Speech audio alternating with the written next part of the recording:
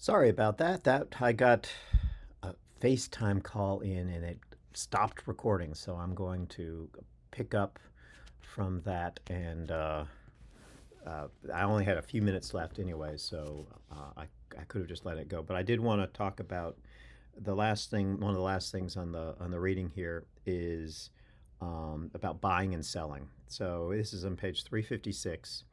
It says, people nowadays interchange gifts and favors out of friendship, but buying and selling is considered absolutely inconsistent with the mutual benevolence and disinterestedness which should prevail between citizens and the sense of community of interest which supports our social system. According to our ideas, buying and selling is essentially antisocial in all its tendencies. It is an education in self seeking at the expense of others, and no society whose citizens are trained in such a school can possibly rise above a very low grade of civilization. Now, I think what Bellamy is referring to here is basically property. And by property, what Marx has in mind is not possessions. Right? Marx is very clear that possessions is something perfectly natural to human beings and to human society. But property is something different. Property is a sort of abstract value that can be accumulated without limit, basically. And it rises from being paid a wage. And a wage is, as the last paragraph on the right of page 357 says, you see, he said, smiling, that it is not merely that we have no money to pay wages in, but as I said, we have nothing at all answering to your idea of wages. So the point here, and this is the last point that I really wanted to say, is that what a wage is it's basically it's the rent that you pay to work on the private property of a factory. So the idea then is that, and actually Henry George has a good example of this to explain wages and rent and private property. And I think Bellamy must have been familiar with Henry George. So Henry George talks about the gold rush in California.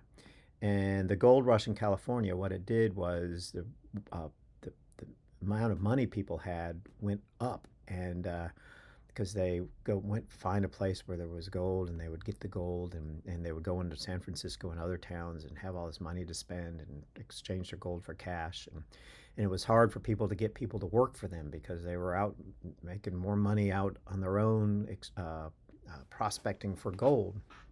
But that what ended up happening is that some of the more productive gold veins and gold mines got bought up and became private property. Sutter's Mill is one of the most famous examples. And over time, what ended up happening is that you couldn't just go onto that property and prospect for gold because it wasn't your property.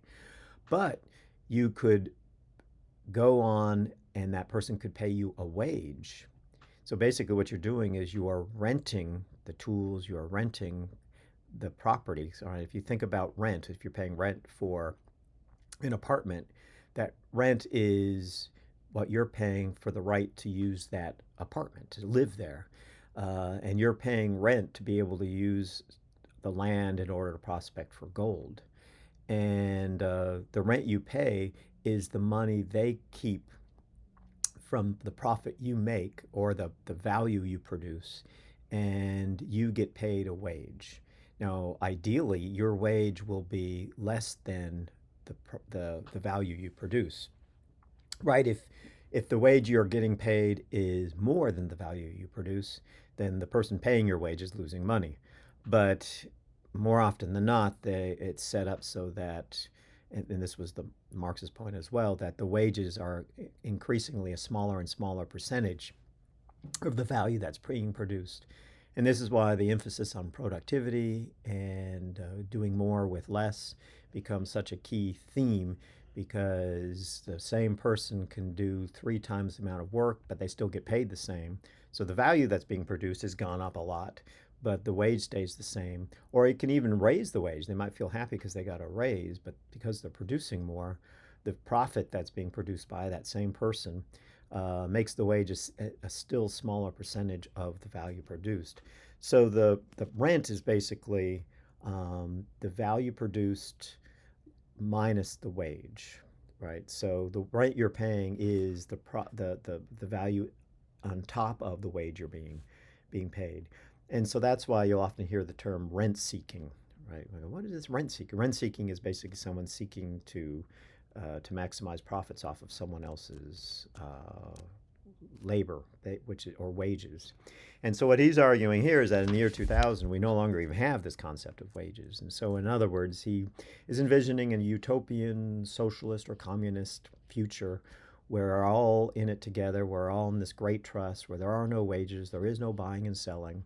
We're all sort of in this sort of wonderful utopian society. Now, granted, we are nowhere near that 25 years, almost 25 years after the year 2000. But where are we and where should we be going? Those, again, perhaps are still questions that we have. So that's it for today. Sorry for the little interruption there, but that's all right. I was able to fix it. All right. I'll see you in the next video.